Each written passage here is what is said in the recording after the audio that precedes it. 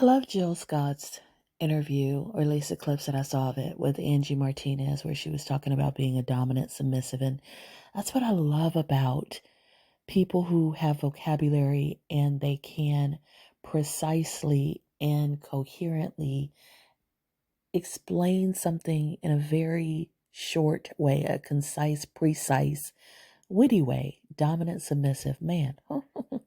And to me, from her descriptions, what that means is that a woman who's in charge, a woman who's independent, a woman who is self-made and self-directed comes into a relationship with a man, and as she watches him, she becomes inspired. She becomes an admirer of his thought process, of his planning, of his organization, of his discipline, of his vision, not only for himself, but for them. And when he takes a step, there are times when she just sits back and is quiet and submits to that because she's seen him lead, which is a word that, of course, a lot of people misuse. He's not asking or demanding her submission. In fact, he's probably not even thinking about it. He's being who he is. He's showing character. And that character is doing what character does in many cases, because leaders pretty much never ask people to follow them. They do what they do, and people are inspired to follow them. And they don't ask for submission. They do what they do, and people are inspired by their vision, and those people, again, follow them. And so, I love what she said about how does she know when she's in that spot, and she knows it because she can sleep while he drives. I've been in 8 relationships, 2 of them marriages, and there's only one man that I slept when he drove.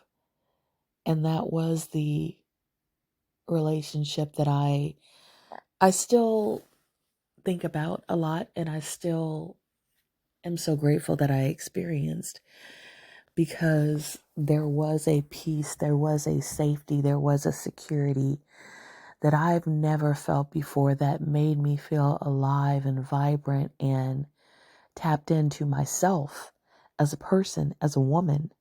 And I think that that's another thing about, in a sense, being a dominant submissive, is that in that safety where you can sleep when he drives,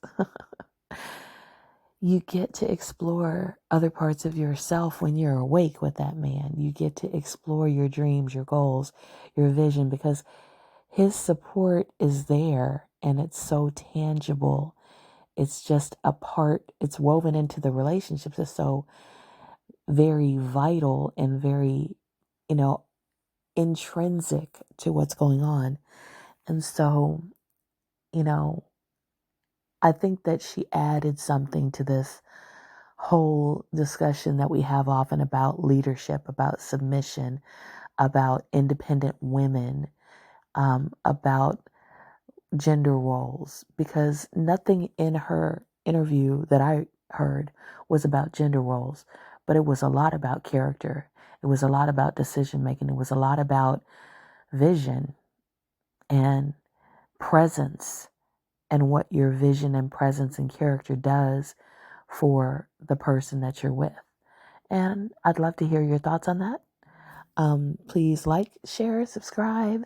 Check out my books on Amazon. This is Zenashe, Zenase. Check out my podcast, Zenergy.